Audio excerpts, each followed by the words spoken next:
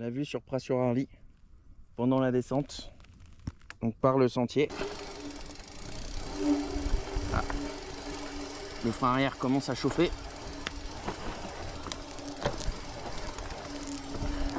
Là, je peux voir qu'en quelques années ça a vachement raviné, hein. À l'époque, quand je passais par là, c'était encore un chemin 4x4, hein. C'était beaucoup plus lisse que ça, un 4x4 pouvait passer sans problème. Là maintenant, ça s'est vachement rebouché. Peut-être un Suzuki Jimny pourrait passer, mais un Patrol, pas sûr.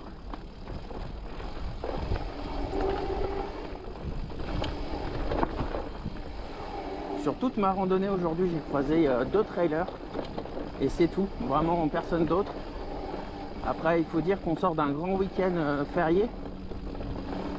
Et hier, c'était le lundi de Pentecôte. Alors honnêtement, je sais pas combien c'était. Aujourd'hui, on est mardi matin. Et regardez un petit peu comme c'est beau. Ça vaut le coup, hein, ce genre de sentier.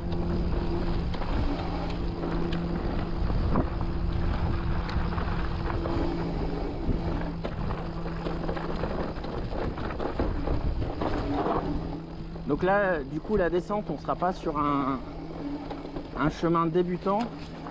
Au début, le chemin 4x4 passait bien, mais après, il faut un petit peu de technique tout de même. Voilà, je dirais débutant, mais plus. Par exemple, Laurence, je pense pas qu'elle serait capable de passer ici. Je pense qu'elle aurait peur au niveau des racines.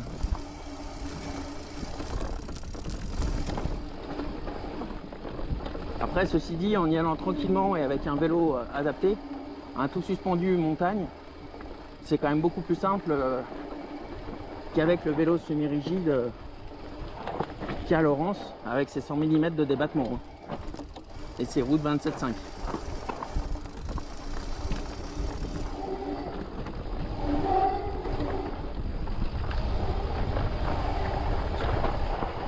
Hop, vous voyez là, j'ai le pouce de la main gauche qui s'est luxé et du coup j'ai la main qui est partie caripée, quoi. Donc j'ai resserré les 4 doigts à temps, mais c'est vrai que ça peut être tendu, quoi, avec la maladie qui avance. Il faudra que je trouve une solution par la suite pour pouvoir faire du vélo sur mes 2 pouces, parce que je pourrais plus m'y fier. Du coup je pensais peut-être mettre une sangle qui m'attache la main au guidon, mais si je me casse la gueule, je reste accroché au guidon. C'est plus que défoncé là.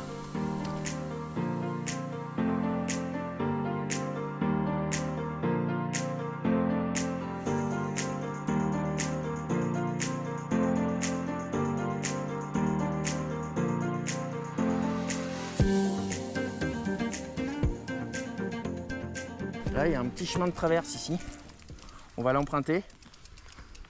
Je vous laisse les passages à pied, comme ça vous permet de voir où je passe pour éviter les endroits merdiques. C'est vrai que d'habitude, ces moments-là, je les coupe. Et là, je pense qu'on va faire plusieurs vidéos sur cette balade. Là, on peut voir qu'il y a un arbre au milieu. Donc, du coup, on va passer par là.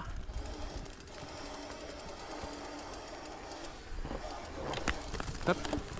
Là, je passe doucement parce que le moteur touche. Hop. Et nickel. Voilà.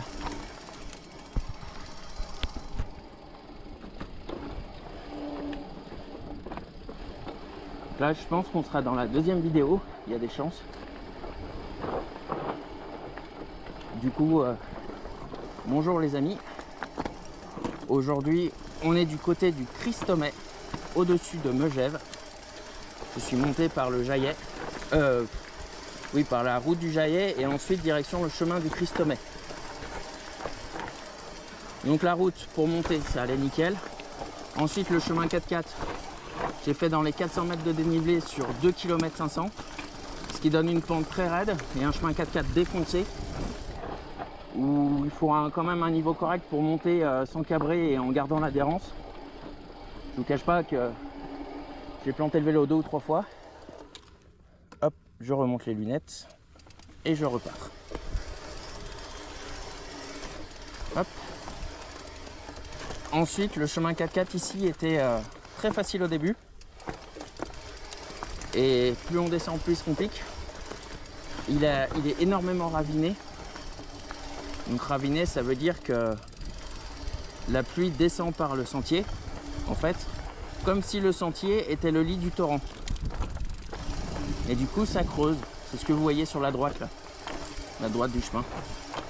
Et là, je traverse le lit du torrent. Je vois qu'il y a eu un gros travail là pour couper les arbres. C'est cool.